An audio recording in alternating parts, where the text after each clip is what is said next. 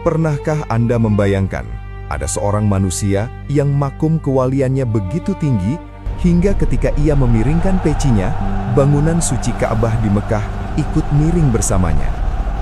Pernahkah Anda mendengar kisah seorang murid yang saking cintanya pada ilmu hakikat, rela mencungkil kedua biji matanya sendiri dan menyerahkannya dengan darah bercucuran kepada sang guru? Ini bukan dongeng 1001 malam. Ini adalah jejak sejarah spiritual dari seorang putra Nusantara yang namanya harum dari tanah Goa, Sulawesi hingga ke ujung benua Afrika di Cape Town. Sosok yang berjalan di atas punggung buaya seolah berjalan di atas jembatan. Sosok yang tubuhnya memancarkan cahaya hingga dikira kebakaran. Dan sosok yang menjadikan kakinya sendiri sebagai tungku api untuk memasak. Beliau adalah Tuanta Salamaka Rigoa, Syekh Yusuf Al-Makassari, seorang pejuang, ulama, dan sufi agung yang menggabungkan syariat dan hakikat dalam satu tarikan napas. Bagaimanakah perjalanan ajaib beliau menaklukkan para ulama di Mekah? Bagaimana beliau lolos dari kepungan Belanda dengan menjadi kabut? Simak uraian lengkap kumpulan kisah karomah Syekh Yusuf yang paling komprehensif ini hanya di channel Rio Fulana.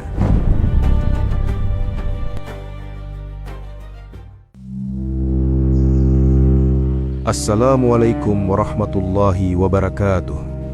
Segala puji bagi Allah, Tuhan yang maha memiliki kerajaan langit dan bumi, yang menganugerahkan keajaiban kepada para kekasihnya sebagai tanda kebesarannya.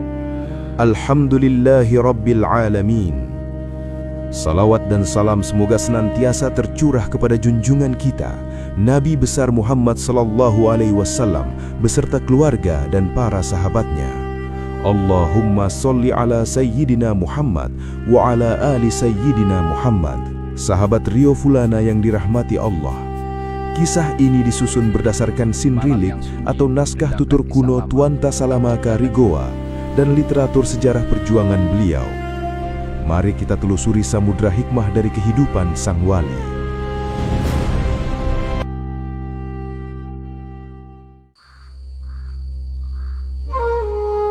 Kisah karomah Syekh Yusuf sejatinya dimulai bahkan sebelum beliau dilahirkan ke dunia. Di desa Komara, kerajaan Goa, hiduplah seorang kepala desa bernama Dampang Komara. Suatu malam, ia melihat cahaya terang benderang turun di kebunnya. Di tengah cahaya itu, berdiri seorang lelaki tua misterius. Lelaki tua ini diyakini dalam literatur lontara sebagai penjelmaan Nabi Khidir atau orang soleh dari alam gaib. Ia tidak menapak tanah saat berjalan, melainkan melayang sejengkal di atas bumi. Orang tua ini kemudian menikah dengan putri Galarang Moncong Lue yang cantik jelita. Dari pernikahan yang penuh misteri inilah, pada tahun 1626 Masehi atau 1036 Hijriah, lahirlah seorang bayi laki-laki. Keajaiban menyertai kelahirannya. Pada malam ia lahir, penduduk ujung pandang dan kampung Beru gempar. Langit di atas istana Galarang di Talo berubah menjadi merah menyala dan terang benderang. Penduduk berlarian membawa ember air, mengira telah terjadi kebakaran hebat. Namun sesampainya di sana, api itu tak ada. Yang ada hanyalah cahaya yang memancar dari tubuh bayi mungil yang baru lahir itu. Bayi yang kelak mengguncang dunia itu diberi nama Muhammad Yusuf. Syekh Yusuf tumbuh di lingkungan istana Goa dan diangkat anak oleh Sultan Alauddin, raja Goa pertama yang memeluk Islam. Namun jiwa sufi Syekh Yusuf sudah terlihat sejak remaja. Suatu ketika, putri raja Goa bernama Isiti Daeng Nisanga jatuh hati kepada Yusuf. Namun, Yusuf menolak cinta itu, bukan karena tidak suka, melainkan karena prinsip dan adab. Yusuf berkata, "Engkau bangsawan, sedangkan aku hamba sahaya." Penolakan ini berujung pada sebuah sumpah keramat. Di halaman istana, Yusuf menghentakkan kakinya 3 kali ke tanah dan bersumpah, "Aku haramkan menginjak kembali tanah Goa sebelum aku menjadi sufi yang sempurna." Sumpah inilah yang menjadi pemicu pengembaraan spiritualnya yang panjang, meninggalkan tanah kelahirannya menuju Banten, Aceh, Yaman, hingga ke tanah suci Mekah.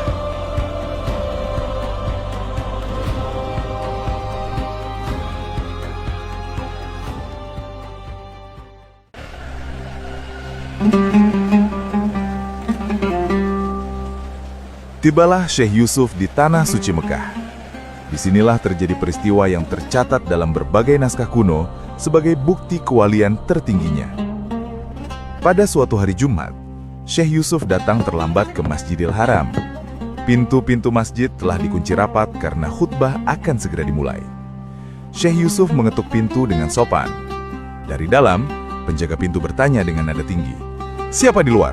Orang Arab atau orang Jawi? Nusantara?" Syekh Yusuf menjawab lirih, "Saya orang Jawi."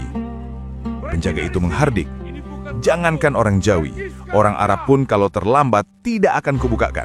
Sholatlah di luar." Hati Syekh Yusuf bergetar mendengar kesombongan itu di rumah Allah. Ia tidak marah, namun ia membalikan badannya membelakangi pintu masjid.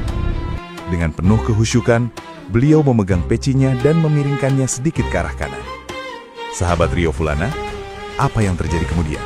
Membuat seluruh kota Mekah gempar. Bersamaan dengan miringnya peci Syekh Yusuf, seluruh bangunan Masjidil Haram beserta Ka'bah di dalamnya ikut miring ke kanan. Orang-orang di dalam masjid berteriak ketakutan, mengira kiamat telah tiba atau gempa bumi dahsyat sedang terjadi. Imam-imam besar dan khalifah yang ada di dalam kebingungan. Tiba-tiba, para ulama teringat pada sebuah kitab peninggalan Sayyidina Ali bin Abi Thalib yang meramalkan kedatangan seorang pemuda dari timur bernama Yusuf yang membawa hidayah Allah. Khalifah segera memerintahkan Bilal untuk membuka pintu dan mencari pemuda itu. Ketika pintu dibuka, mereka melihat Syekh Yusuf berdiri membelakangi masjid dengan peci yang miring. Setelah diminta masuk dan Syekh Yusuf meluruskan pecinya, subhanallah, Ka'bah dan Masjidil Haram pun kembali tegak seperti sedia kala. Sejak saat itu, nama Syekh Yusuf Al-Makassari menjadi buah bibir di kalangan ulama Hijaz.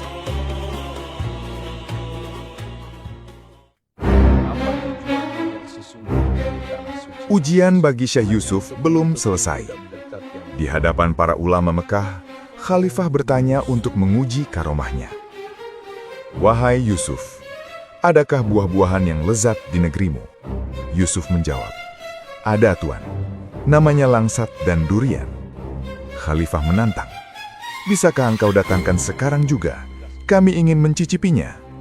Secara akal sehat, jarak ribuan kilometer dan perbedaan musim membuat hal ini mustahil. Namun bagi kekasih Allah, jarak dan waktu hanyalah makhluk yang tunduk.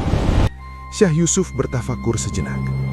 Ia mengangkat lengan baju kanannya, dan dari sana keluarlah 3 tangkai buah langsat yang masih segar beserta daunnya. Belum puas, mereka meminta durian.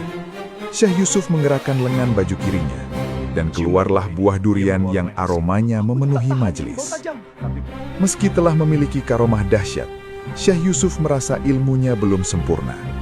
Ia diperintahkan untuk mencari guru spiritual tertinggi, rajanya para wali, Syekh Abdul Qadir Jailani, secara pertemuan ruhani atau hakikat.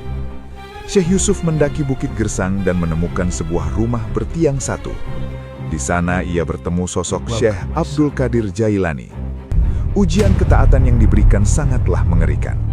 Sang guru menyuruh Yusuf membakar ikan untuk makan malam, namun tidak ada api di tempat itu. "Carilah api pada orang tua yang menjaga api di seberang sana," perintah sang guru. Syekh Yusuf mendatangi orang tua penjaga api itu, yang diyakini sebagai Nabi Musa AS. Orang tua itu berkata, "Api ini mahal harganya, bukan uang, bukan emas. Aku hanya mau 2 biji matamu sebagai bayarannya." Sahabat Rio Fulana, disinilah puncak kepasrahan seorang murid. Demi ilmu Allah, Syekh Yusuf tanpa ragu sedikit pun mencungkil biji mata kanannya, lalu biji mata kirinya. Darah segar mengucur membasahi wajahnya. Ia menyerahkan matanya dan mengambil api itu, lalu berjalan meraba-raba kembali ke gurunya. Melihat pengorbanan itu, Syekh Abdul Qadir Jailani tersenyum haru. "Engkaulah muridku yang sejati," katanya. Sang guru kemudian menyuruh Yusuf sholat subuh. Saat Yusuf bertakbir Allahu Akbar dan memejamkan kelopak matanya yang kosong, keajaiban terjadi. Ketika ia membuka mata kembali, kedua bola matanya telah utuh kembali, dan ia bisa melihat dengan lebih tajam dari sebelumnya. Itulah mata basirah, mata hati yang telah terbuka sempurna.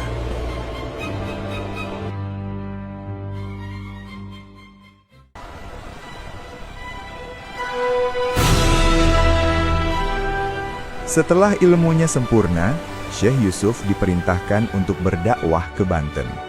Saat hendak menaiki kapal di pelabuhan Jeddah, Syekh Yusuf menunjukkan kekuasaannya atas makhluk air. Ia tidak membutuhkan sekoci. Beliau berdoa di tepi pantai, dan tiba-tiba puluhan ekor buaya muncul dari dasar laut. Buaya-buaya itu berjejer rapi, merapatkan punggung mereka satu sama lain, membentuk jembatan hidup dari pantai hingga ke tangga kapal. Syekh Yusuf dan para pengikutnya berjalan santai di atas punggung buaya-buaya itu tanpa rasa takut sedikit pun. Kapten kapal dan awaknya hanya bisa terbelalak menyaksikan pemandangan yang tak masuk akal itu. Setibanya di Banten, karamah beliau kembali terlihat. Saat Sultan Ageng Tirtayasa, Raja Banten, sedang mengadakan acara sabung ayam kerajaan di Tanah Lapang, tiba-tiba muncul Syekh Yusuf, duduk tenang di atas tumpukan kayu. Sultan dan rakyat Banten terkejut, bukan karena kehadirannya, melainkan karena apa yang ada di atas kepala Syekh Yusuf. Seekor burung Garuda raksasa terbang berputar-putar rendah, merentangkan sayapnya lebar-lebar, hanya untuk memayungi Syekh Yusuf dari terik matahari. Melihat tanda-tanda kewalian ini, Sultan Ageng Tirtayasa langsung turun dari singgasananya, menyambut Syekh Yusuf dan memohon agar beliau berkenan menjadi guru spiritual Kesultanan Banten, serta dinikahkan dengan putrinya.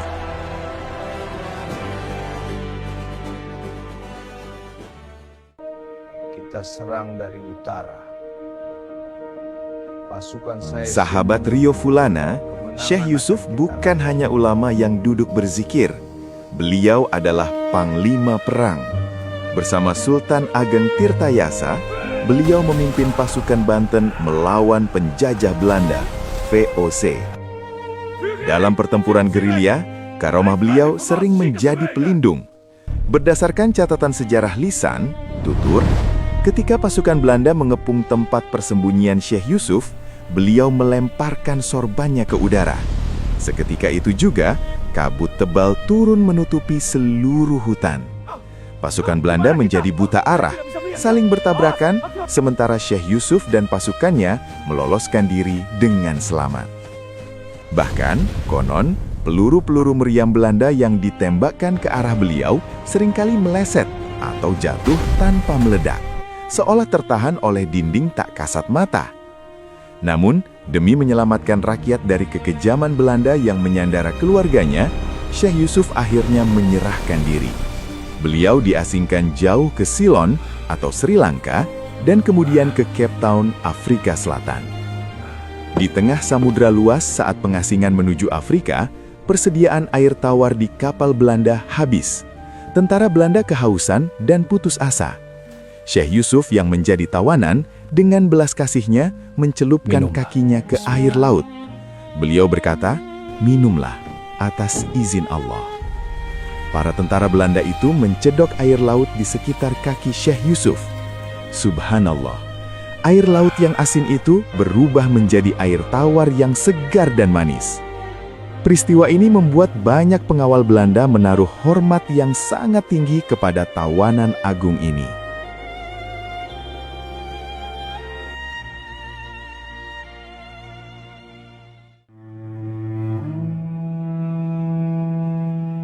Syekh Yusuf wafat di pengasingannya di Cape Town pada tahun 1699 dalam usia 73 tahun.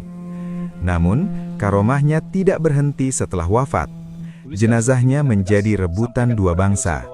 Raja Goa meminta agar jenazah Tuanta Salamaka dipulangkan ke tanah kelahirannya. Belanda awalnya menolak, namun konon terjadi kejadian-kejadian aneh di Cape Town, seperti mimpi buruk para pejabat Belanda, hingga akhirnya mereka mengizinkan pemulangan jenazah tersebut pada tahun 1705. Ketika makam beliau di Afrika digali untuk dipindahkan, jenazah Syekh Yusuf ditemukan masih utuh, segar, dan mengeluarkan aroma wangi yang sangat harum, padahal sudah dikubur bertahun-tahun. Beliau kemudian dimakamkan kembali di Lakiung, Goa. Uniknya, masyarakat Afrika Selatan di Makassar, Cape Town, meyakini bahwa jasad Syekh Yusuf sebenarnya masih ada di sana, dan yang dibawa ke Goa hanyalah jasad bayangan atau sebagian dari keramatnya. Hingga kini, terdapat 2 makam yang sama-sama diziarahi dan dipercaya memiliki keberkahan. Satu di Goa, Indonesia, dan satu lagi di Fort, Afrika Selatan.